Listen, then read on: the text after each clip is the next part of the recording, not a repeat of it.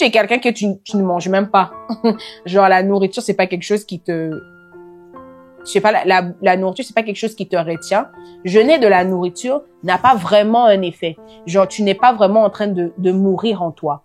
Donc, si c'est peut-être ton téléphone, t'as l'habitude d'être sur ton téléphone pendant des heures et ça t'empêche de prier.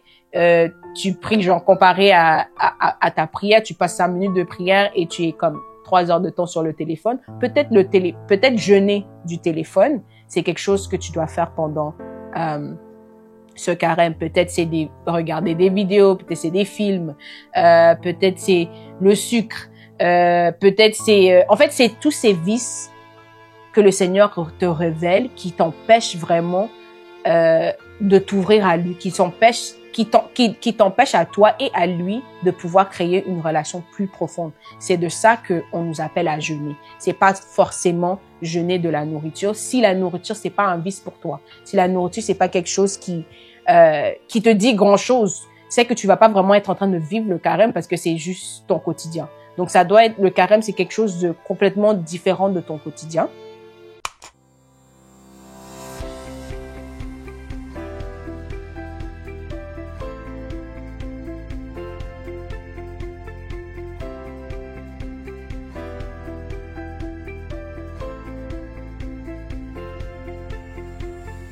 Bonjour tout le monde, bienvenue sur cette chaîne Catotalks pour un nouvel épisode où on parle de tout ce qui est catholique d'un point de vue d'une jeune catholique.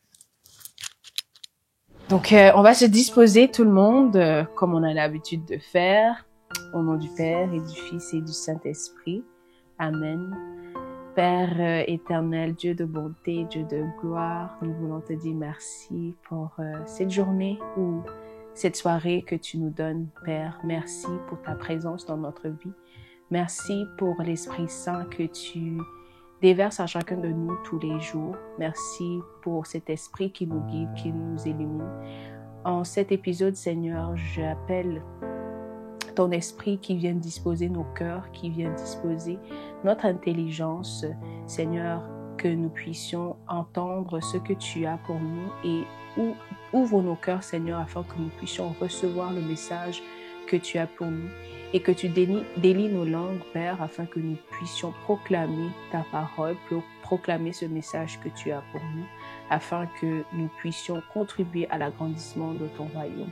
Père éternel, je demande que ton Saint-Esprit m'inspire, qui me donne les bonnes paroles, qui parle à travers moi pour que mes frères et mes sœurs soient édifiés à travers ce message. C'est en ton nom, Jésus, que nous avons prié. Amen. Au nom du Père et du Fils et du Saint-Esprit. Amen. Aujourd'hui, on va parler du carême. Cet épisode va être le jour du début de notre cheminement qui est le mercredi de cendres. J'imagine que chacun de vous a ou déjà pris ses cendres ou va aller prendre ses cendres.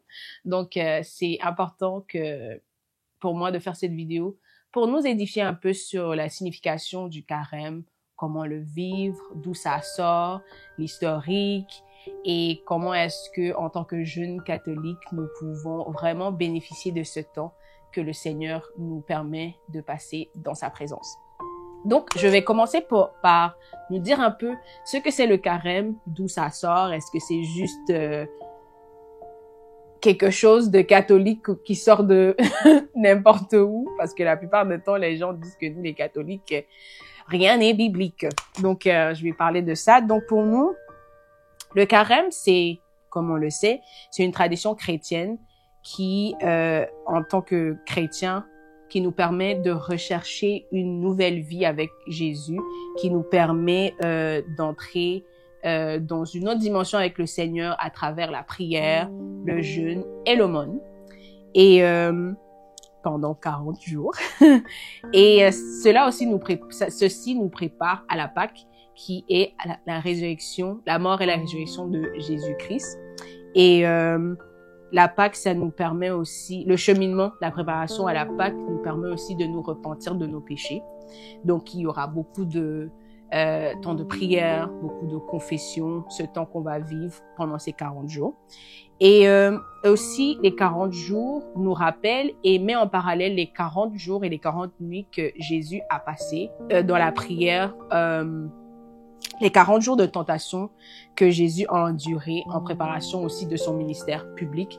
On le voit dans Matthieu 4, versets 1 à 2. Donc, d'où sort cette tradition, le carême, d'où est-ce que ça sort? Comment a-t-elle été établie? Le français, parfois, il y a des mots à la langue. Mais bon, donc ça a été établi par le concile de Nicée en 325 après la mort et la résurrection de Jésus-Christ. Ça a été officialisé de 40 jours du carême et on trouve son fondament dans la Bible, dans l'Ancien Testament. On peut le trouver dans l'Ancien Testament quand Dieu a envoyé la pluie sur terre. Il a envoyé la pluie sur terre pendant 40 jours et 40 nuits avec Noé, quand Noé est entré dans la arche avec sa famille. Et aussi, donc, on le voit dans Genèse 7, verset 4. Et aussi, il y a Moïse qui était sur la montagne de Sinaï, français, anglais, Sinai, pour les anglophones.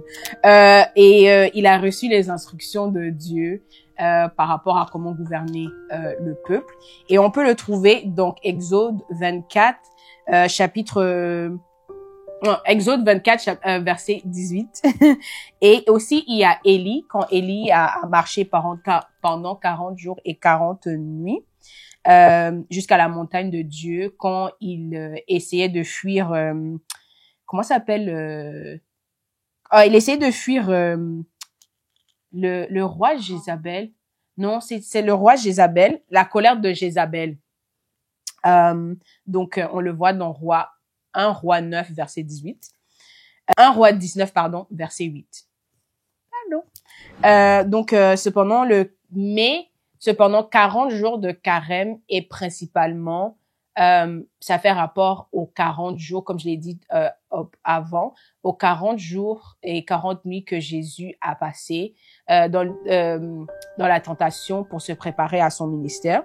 Donc, on le voit quand il a passé dans le désert à jeûner, prier, et il a été tenté par le diable. Donc, on le voit cela dans Matthieu 4, versets 1 à 11. Mais la durée du carême n'a pas été fixée officiellement jusqu'en 601, encore par le concile de Nicée. Et en 601, c'est là que le pape Grégoire a établi ils ont établi officiellement le carême. Et là, il a établi le carême 46 jours avant la Pâque. Et c'est aussi en 601 qu'il a aussi établi quand est-ce que le début du carême commençait, qui était le mercredi des cendres. Alors maintenant, qu'est-ce que c'est mercredi de cendres? Donc, d'où sa signification, d'où est-ce qu'elle sort, est-ce que c'est biblique et tout. Aujourd'hui, ceux qui sont déjà allés ou ceux qui vont aller recevoir les cendres, vous allez entendre des paroles que le prêtre va vous dire: vous êtes poussière et vous retournerez poussière. Ou il va dire, il y a une autre parole: répandez-vous, vous allez entendre répandez-vous et croyez à l'évangile de Dieu, ou croyez en la parole, ou croyez en l'évangile. Et on le voit dans l'Ancien Testament. Dans plein de parties dans l'Ancien Testament, vous allez voir que le carême, il est vraiment fondé beaucoup dans l'Ancien Testament. Il y a beaucoup de correlations. Je ne sais pas le dire en français, désolé. Il y a beaucoup de correlations avec ce qu'on vit aujourd'hui. Donc, c'est vraiment fondément biblique, les traditions que nous avons dans l'Église. Donc, vous allez voir dans Esther 4, verset 1.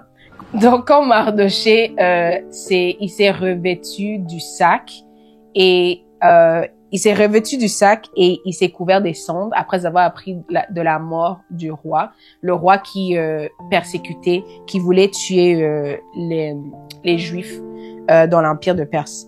Et aussi, on le voit dans Job 42, verset 6, à la fin de sa conversion, confession, où Job se repent et il se revêtit d'un sac et il se couvre des cendres.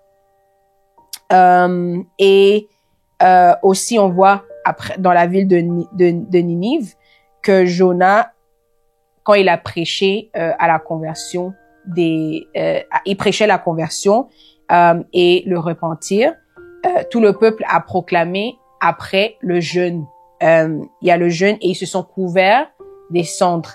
Donc, et même le roi aussi, en ce temps-là, le roi aussi, il s'est couvert des cendres. Donc, on voit vraiment. Donc c'est dans Jonas 5, Jonas 3, versets 5 à 6. Donc, on voit vraiment que il y a les cendres en elles représentent,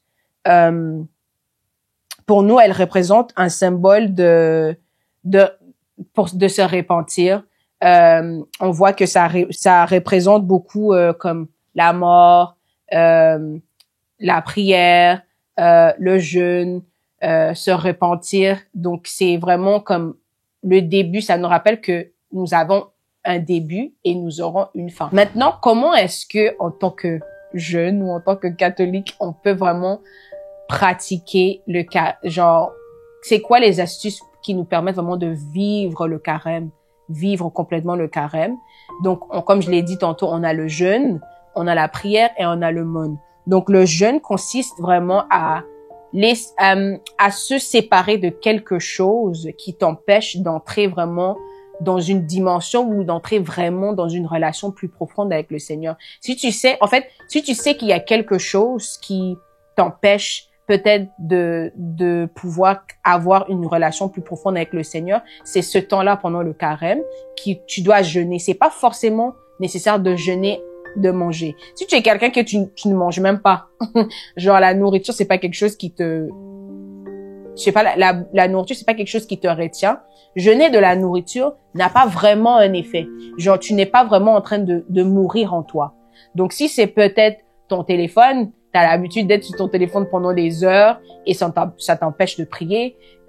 Tu pries, genre, comparé à ta prière, tu passes 5 minutes de prière et tu es comme 3 heures de temps sur le téléphone. Peut-être jeûner du téléphone, c'est quelque chose que tu dois faire pendant ce carême. Peut-être c'est regarder des vidéos, peut-être c'est des films, peut-être c'est le sucre, peut-être c'est en fait c'est tous ces vices que le Seigneur te révèle qui t'empêchent vraiment de t'ouvrir à lui, qui t'empêche à toi et à lui de pouvoir créer une relation plus profonde. C'est de ça que on nous appelle à jeûner. C'est pas forcément jeûner de la nourriture. Si la nourriture c'est pas un vice pour toi, si la nourriture c'est pas quelque chose qui te dit grand chose, c'est que tu vas pas vraiment être en train de vivre le carême parce que c'est juste ton quotidien. Donc ça doit être, le carême c'est quelque chose de complètement différent de ton quotidien. Et la prière, donc passer vraiment du temps avec le Seigneur, passer vraiment du temps à prier, que ça soit passer plus de temps devant le Saint-Sacrement, rejoindre des groupes de prière, que ça soit lire la Bible si c'est quelque chose que tu n'as pas l'habitude vraiment de faire, lire la Bible. En ces temps-là aussi, dans le carême, on va voir que on passe beaucoup, c'est vraiment un temps de pardon, un temps où on demande pardon, où on accorde aussi le pardon. Donc, on va passer beaucoup de temps dans la confession, dans le sacrement de la confession, qui est vraiment, honnêtement, pour moi, c'est l'un des meilleurs cadeaux que le Seigneur ait pu nous donner. Aller à la confession, ce sacrement est magnifique, ça nous transforme. Et l'aumône, c'est-à-dire donner de soi-même, faire des services, que ça soit peut-être faire du bénévolat dans votre communauté, dans votre église, impliquez-vous plus, changer de votre routine quotidienne. Et moi, ce que je voulais comme ajouter un peu, moi je veux comme le relier avec le thème du jubilé de cette année qui est de Pèlerin d'Espérance. Donc pour moi, c'est comment le vivre, je vais le vivre, c'est d'être plus attentive à l'Esprit Saint, plus laisser l'Esprit Saint vraiment travailler et me révéler des choses cachées en moi. Parce que le Pèlerin d'Espérance, c'est vivre de l'espoir. Donc l'espoir pour nous, c'est en espérant que nous allons voir Jésus. la résurrection, c'est quelque chose que la préparation pour la Pâque, la préparation pour la résurrection, c'est on vit l'espoir en fait. On a espoir que on va voir Jésus. On a déjà espoir que nous avons la victoire sur la mort parce que Jésus va ressusciter. Donc, comment lier ce thème-là avec son carême, c'est faire des prières dans l'espoir, dans l'espérance et croire vraiment qu'on fait ces prières, croire vraiment qu'on lit la parole de Dieu, croire vraiment en ce qu'il nous dit. Donc, c'est aussi, faut faire de l'introspection, c'est te demander, est-ce que t'arrives-tu vraiment à laisser le Seigneur te toucher? Est-ce que tu te laisses distraire par les réalités du monde quand tu passes du temps avec le Seigneur? Quand tu passes le temps avec le Seigneur, est-ce que tu le laisses te toucher, tu le laisses vraiment parler en toi? Donc c'est donner, comme je l'ai dit, donner de la miséricorde, pardonner aux gens, donc donner de la miséricorde, faire de la confession, demander pardon au Seigneur, faire de l'aumône, participer aux activités dans votre paroisse, dans votre communauté,